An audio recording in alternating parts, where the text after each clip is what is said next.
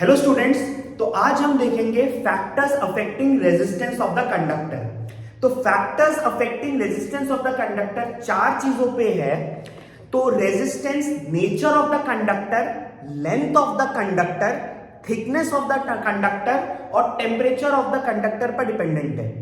Nature, length, thickness, temperature. तो इसको हम लोग शॉर्ट में याद रख सकते हैं, नॉक लॉक टॉक टॉक।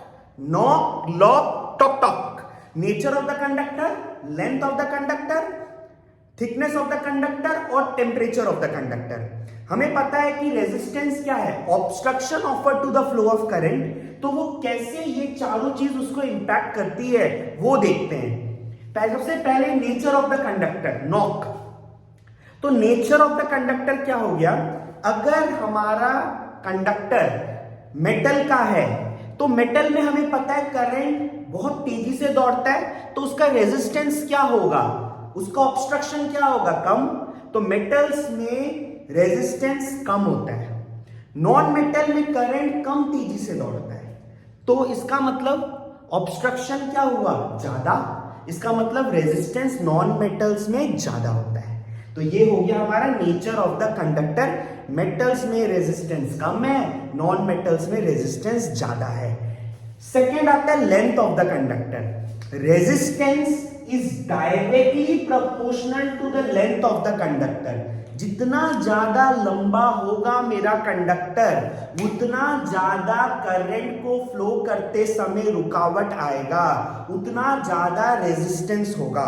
तो लेंथ ऑफ द कंडक्टर, लंबाई, length of the conductor. Resistance is directly proportional to the length of the conductor. अब thickness of the conductor. Thickness of the conductor मतलब कि इसका एरिया ऑफ क्रॉस सेक्शन क्या होगा। अब area of cross section का मतलब क्या होता है, हमारा वायर है, वायर का शेप क्या होगा, सिलेंडर।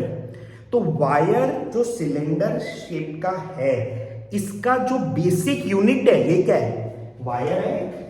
इसका बेसिक यूनिट क्या है, सर्कल। इसका बेसिक यूनिट क्या हो गया, सर्कल। तो हमारा cross section of wire, area of cross section of the wire circle होता है, ठीक है। तो resistance is inversely proportional to the area of cross section of the wire. Resistance is inversely proportional to the thickness of the conductor. मतलब मेरा ज्यादा area of cross section ये ज्यादा होगा तो रेजिस्टेंस कम होगा, करंट को फ्लो करते समय रुकावट कम होगी अगर मेरा थिकनेस ऑफ द कंडक्टर ज्यादा हुआ, ठीक है। तो ये तो पैरामीटर हो गया। अब चौथा है टेम्परेचर ऑफ द कंडक्टर। जितना ज्यादा टेम्परेचर ऑफ द कंडक्टर होगा उतना ज्यादा रेजिस्टेंस होगा। रेजिस्टेंस और टेम्परेचर आपस में डायरेक्टली होंगे। इज इट क्लियर, जितना ज्यादा टेम्परेचर होगा उतना ज्यादा रेजिस्टेंस होगा। तो चार factors, nature of the conductor, length of the conductor, thickness of the conductor, temperature of the conductor. Is it clear. तो ये ब्रीफ में मैंने बताया आपको कि नेचर, लेंथ, थिकनेस, टेम्परेचर, ठीक है।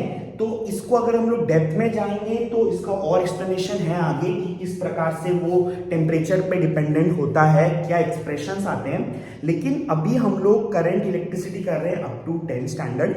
तो उसमें हम लोगों को जो एक्सप्रेशन निकालना होगा उसमें हम लोग टेम्परेचर को नहीं लेंगे, हम लोग एक्सप्रेशन निकालेंगे in terms of length and the thickness of the conductor, यानी कि ये दो, ठीक है। तो मैंने इसीलिए लिखा है resistance is directly proportional to length, resistance is inversely proportional to area of cross section. अब अगर मैं इन दोनों को मिला दूं, तो क्या होगा, resistance directly proportional to length by area. दोनों को मैंने क्लब कर दिया, resistance directly proportional to length और इनवर्सली प्रोपोर्शनल टू एरिया।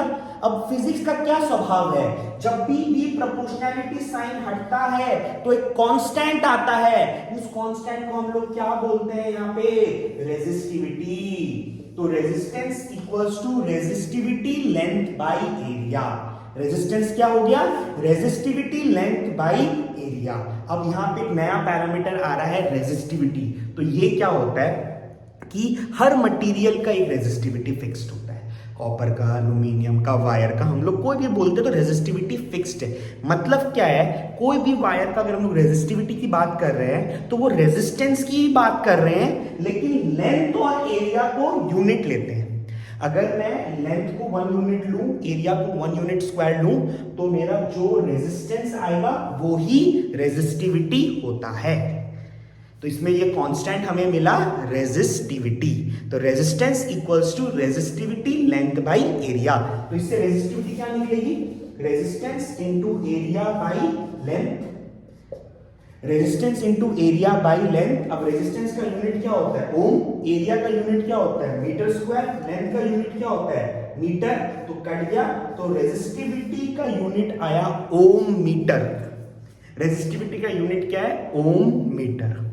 तो ये हमारा एक्सप्रेशन भी निकल गया रेजिस्टिविटी का, ठीक है, रेजिस्टेंस का in terms of resistivity, length and area. तो हमने क्या देखा, फैक्टर्स अफेक्टिंग रेजिस्टेंस में क्या क्या फैक्टर्स है, nature of the conductor, length of the conductor, thickness of the conductor, temperature of the conductor. Non metals, metals होंगे तो हमारा करंट कम तेजी से, मेटल्स होंगे तो हमारा करंट तेजी से दौड़ेगा, तो रेजिस्टेंस क्या होगा, कम। नॉन मेटल्स में करंट क्या होता है, कम तेजी से दौड़ता है, तो रेजिस्टेंस ज्यादा। मेटल्स में रेजिस्टेंस कम, नॉन मेटल्स में रेजिस्टेंस ज्यादा। जितना ज्यादा मेरा लंबाई होगा उतना ज्यादा रेजिस्टेंस होगा। Resistance is directly proportional to length of the conductor. जितना ज्यादा मेरा मोटापा, थिकनेस ऑफ द कंडक्टर होगा उतना कम रेजिस्टेंस होगा। Resistance is inversely proportional to area of cross section, ठीक है। और टेम्परेचर ऑफ द कंडक्टर, मेरा अगर टेम्परेचर ज्यादा होगा तो मेरा रेजिस्टेंस ज्यादा होगा। इसको हम लोग आगे ग्राफ की मदद से और पढ़ेंगे कि टेम्परेचर ऑफ द कंडक्टर कैसे रेजिस्टेंस के साथ हम लोग निकाल सकते हैं। तो फिर हमने क्या देखा कि resistance is directly proportional to length, inversely proportional to area of cross section. दोनों को क्लब कर दिए तो resistance is directly proportional to length by area.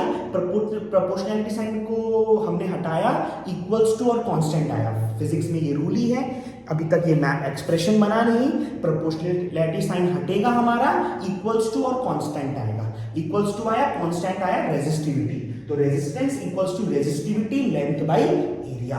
फिर रेजिस्टिविटी क्या निकला, resistance into area by length. तो रेजिस्टिविटी एक नया पैरामीटर आ गया, कांस्टेंट है, ये सबके लिए फिक्स्ड होता है। रेजिस्टिविटी क्या होता है, unit length and unit area of cross section का रेजिस्टेंस।